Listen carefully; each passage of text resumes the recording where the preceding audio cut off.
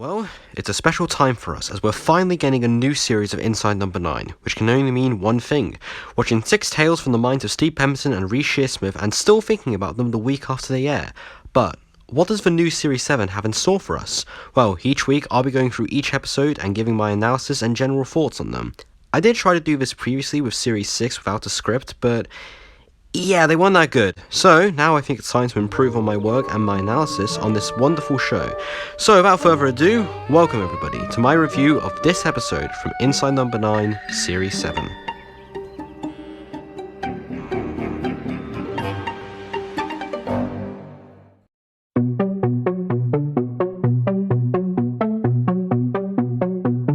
One thing that greatly defines Inside Number 9 is its creativity and how each episode in this anthology series is so unique from one another. Steve and Reece are able to always create inventive and entertaining episodes out of some mundane concepts.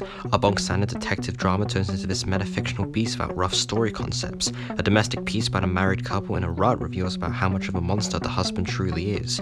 Creativity is never in short supply for this show, as seen in the episodes that are filmed and told in a specific way, like how Cold Comfort was filmed entirely via CCTV. And while it may not be exactly the special episode for this series, Kidnap fits the bill quite nicely. In this episode, we follow Shane, a postman living in poverty who, along with his associate Clifford, enacts a plan to kidnap Lara, the wife of Dominic, a wealthy hedge fund millionaire. The plan works, and Shane brings her to his house as a hostage, and the two criminals plan to keep her there until they receive £1.3 million from Dominic. However, as is the case for these types of plots, not everything can go according to plan, and things take a turn for the worse as the true motive behind this plan is revealed. First things first, I feel that we have to talk about what really sets this episode apart from the rest and why I technically define it as a special episode, and that is its direction. Throughout the episode, we see several scenes from different perspectives for different characters, set apart by black bars for each perspective. Like in the scene where Shane makes the initial demand for Lara's release, we also see Dominic taking the call while Lara tries to escape. My personal favourite uses for these scenes were when after Clifford makes his demands as Mr. Farrow, the scene I mentioned before, and in the cold open for the episode.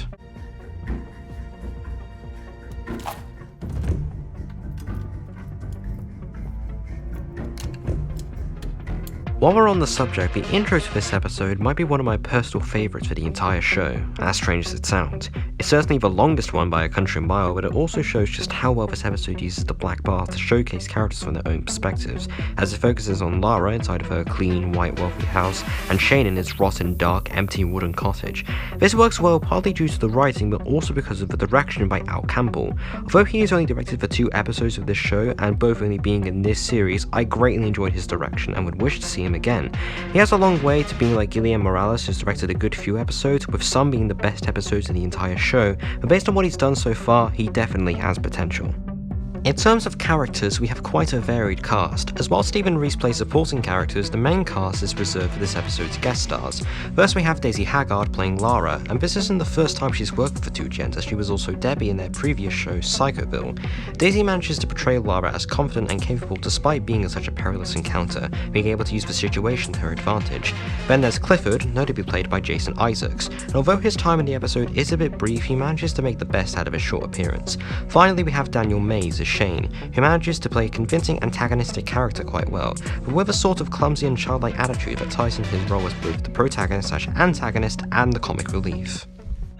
Look, it's alright, you're just suffering from the Stockport syndrome. You'd probably feel the same way about me if I died. Of course I wouldn't, you stupid fucking idiot! Oh, I'm not an idiot! The comedy in this episode is also pretty on point, whether it be from the antics that Shane and Clifford get up to, or between Steve and Reece's characters. Also, as a side note, I did not expect this show to name drop Clash of Clans of all things. This all makes the whole episode seem like a whole comedy of errors affair with quite a few dark and unnerving, but comedic moments sprinkled in.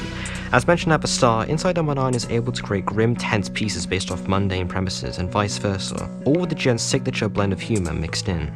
The farcical nature of this episode is prevalent throughout, like in the characters' interactions, or how the criminals' masks are just standard paper animal masks you find at a children's party, which reminded me of another violent franchise with characters wearing animal masks. However, there are some tense moments, like in the scene where Clifford is accidentally shot and Shane goes along with the original plan to cut off Lara's ears. Daisy Haggard manages to pull a great performance here, mixing in a full blend of sorrow, regret, and horror as the reality of her situation seeps in. Please stop! No! There's a private jet waiting outside. New identities. It doesn't all have to go to waste. No! The episode itself is always trying to leave you guessing as to where exactly it's going to lead to, and it makes you wonder whether everybody's telling the exact truth or not, and all of this mostly works. However, where it doesn't work for me is with its final few scenes, where Lara manages to convince Shane to let her go while still letting him gain £1.3 million from Dominic, and they manage to flee from the scene to go away on a private jet. Now, before we're in the scene, Dominic has sent his wife's ears in a seemingly short time span, which convinces him and the police helping with the case to confront Mr. Farrow, or is it Mr. Cannon, to negotiate with the two criminals. However, it is implied that before Shane manages to cut her ears off, Lara manages to convince him to let her go and to instead send off Clifford's ears instead of hers, even though the two of them were in a secret relationship. Now, because of the time frame established by Clifford in his call with Dominic, the audience is left to imagine that throughout the episode, the events happen quite quickly, as one sequence happens directly after another. However, the time skip between Clifford being shot to Dominic receiving his ears isn't exactly conveyed to the audience, and they could be left confused as to how quickly the police received the ears. Or maybe it was just me, I don't know. This also goes in tandem with the final scene where Lara and Shane manage to escape, which I knew a few people, including me, interpreted it as Shane being in on the plan the entire time when watching it first, instead of what Reese and Steve actually intended. But then if he was actually in on the plan, then why was Lara frightened by him after he inadvertently shot Clifford? If he didn't catch on to the fact that Lara actually made a deal with him before he tried to cut her ears off, he'd think it'd be something widely different at the ending, like some elaborate roleplay or something. Okay, hear me out on this one. So we can see in the beginning that Lara seems to be bored with her current life with Dominic. In the intro, we see Lara and Shane in their respective beds, facing each other but being separated by the black bars. So in order to get some excitement in her life, she arranges a hostage roleplay with Clifford, who brings Shane along, with Dominic supporting it since he has the funds. I don't know, maybe he is into being cucked by kidnappers. Okay, so that was purely based on speculation, and in fairness, I am writing the script at 2 in the morning and I'm extremely tired, but anyways, the ending does do a good job at showing Lara's true character. She is able to convince both Shane and the police to let her get away scot-free, and promises to leave with him in a private jet that was originally for her and Clifford, knowing that Shane will be left behind since he doesn't even have a passport. It shows that Lara is able to think quickly on her feet, and although the initial hostage situation was fake, she does manage to pull herself together and get away safely, even if the kidnapper is to drug her husband and take his clothes. I feel that I may have gone a bit too in-depth about the ending for this review, so I'll just wrap up my thoughts as quickly as I can. Kidnap is a fine episode of the show, and although its ending isn't exactly the best and gets muddled up fairly quickly, it's certainly not the worst. It has some great acting from its few guest stars, the usual humour and wit from Stephen Reese's writing is ever present, as well as some good direction from Al Campbell, as well as the unique way of presenting scenes in these episodes via split screens.